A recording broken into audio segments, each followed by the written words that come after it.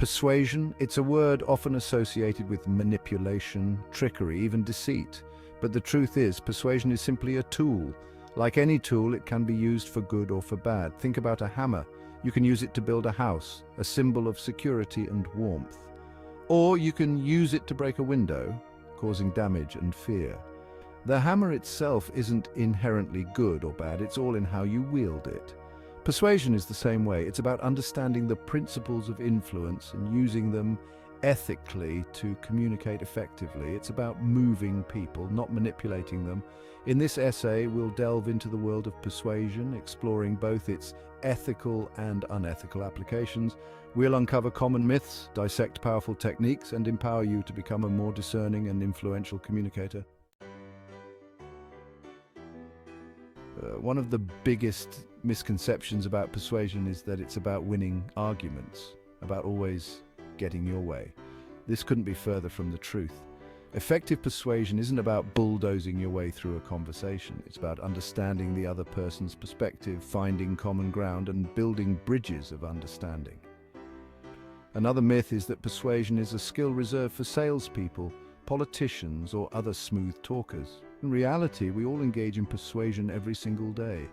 Whether we're convincing a friend to try a new restaurant, negotiating a salary, or even just getting our kids to eat their vegetables, persuasion is an integral part of human interaction.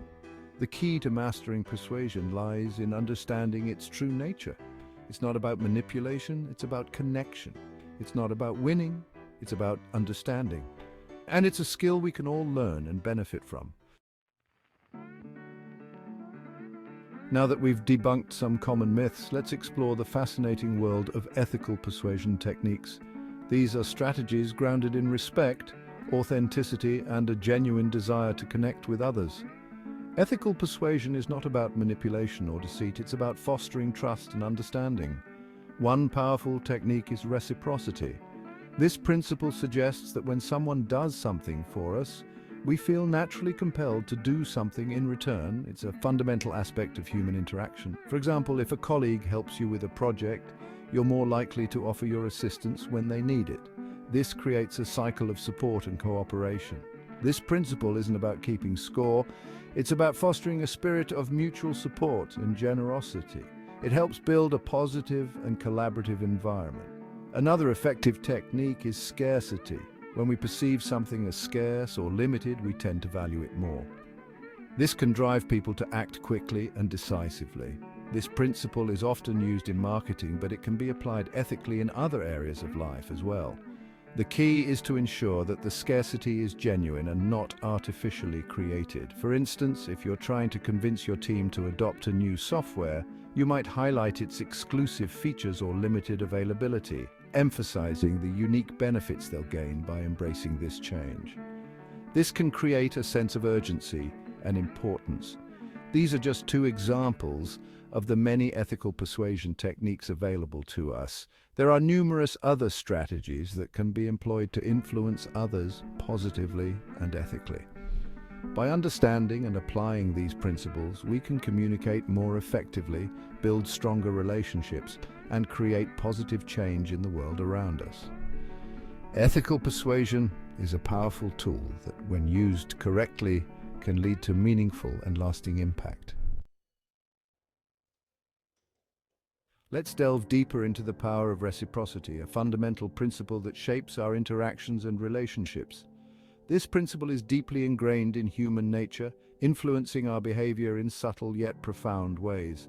From an early age, we're taught to return favors, to express gratitude, and to reciprocate acts of kindness. Think about it. When someone does something nice for us, we feel a natural urge to do something nice in return. If someone gives you a thoughtful gift, don't you feel obligated to give them something in return? This isn't just a social norm, it's a powerful psychological trigger. Or if a friend invites you to a party, you're more likely to invite them to your next gathering. This creates a cycle of giving and receiving that strengthens social bonds. The sense of obligation isn't necessarily a bad thing. In fact, it can be incredibly positive.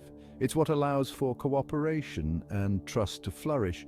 When we know that our actions will be reciprocated, we're more willing to extend ourselves for others. When we know that someone will reciprocate our generosity, we're more likely to be generous ourselves. This creates a virtuous cycle of giving.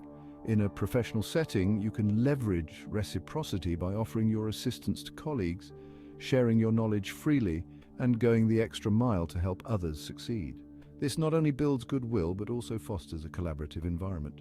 By consistently demonstrating your willingness to give, you'll create a culture of reciprocity, making it more likely that others will be there to support you when you need it most.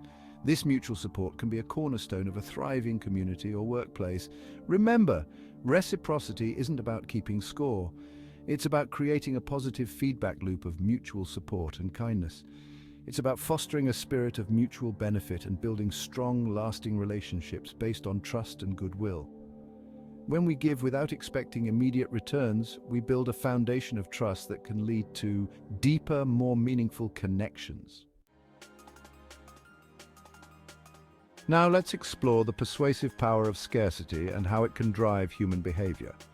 This principle taps into our innate desire for things that are rare, exclusive, or in limited supply. It's a fundamental aspect of human psychology. Think about a limited edition product, a sold-out concert, or a once-in-a-lifetime opportunity. These scenarios create a buzz and excitement that is hard to ignore. These things hold a certain allure precisely because they're not readily available. The rarity makes them more desirable. The scarcity principle works because it creates a sense of urgency. Time-sensitive offers compel us to act quickly. When we perceive something as scarce, we're more likely to act quickly to avoid missing out. This urgency can lead to immediate decisions. This fear of missing out, often referred to as FOMO, can be a powerful motivator. It drives us to take action to secure what we want. However, it's important to use this principle ethically. Misusing it can lead to distrust and damage your reputation.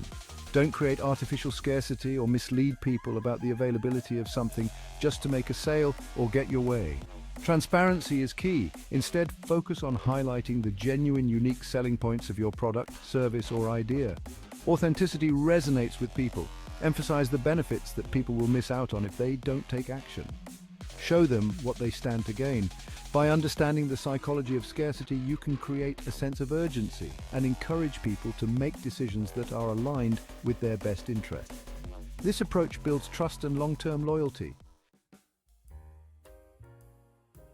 The next principle we'll explore is authority. We're naturally inclined to trust and obey figures of authority, whether it's a parent, a teacher, a doctor, or an expert in a particular field. This trust stems from our belief that authority figures possess knowledge, experience, and credibility that we may not have. We assume they have our best interests at heart, and that their guidance will lead to favorable outcomes. In the realm of persuasion, leveraging authority can be incredibly effective. Think about endorsements from experts, testimonials from satisfied customers, or even simply dressing the part to convey an air of authority. However, it's crucial to use this principle ethically. Don't misrepresent your credentials, fabricate testimonials, or rely on irrelevant authority figures to bolster your arguments. Instead, focus on building genuine expertise in your field. Seek out opportunities to share your knowledge, contribute to your industry, and earn the respect of your peers. By establishing yourself as a trustworthy authority, you'll naturally increase your persuasive influence and earn the trust of those around you. The principle of consistency highlights our inherent desire to be consistent with our past actions, beliefs, and commitments. Once we've made a decision or taken a stance, we're more likely to act in ways that reinforce that initial commitment. This principle is why salespeople often ask for small commitments up front. By getting you to agree to something small, they're increasing the likelihood that you'll agree to something larger later on. For example, a salesperson might ask if you're looking for a new car. If you say yes, they've already secured a small commitment from you, making it more likely that you'll continue the conversation and potentially make a purchase. You can leverage the consistency principle ethically by encouraging people to make small commitments that align with your desired outcome. By fostering a sense of consistency, you can build trust, encourage follow-through, and increase the likelihood of achieving your goals. So hit that subscribe button, ring the bell for notifications, and let's turn the page on a new adventure together. Get ready to experience books like never before, only on VBook 360. Like, comment, and share to support the channel and keep the video magic alive. Thank you for stopping by. And remember, every video has a story, and every story deserves to be shared. See you in the next video.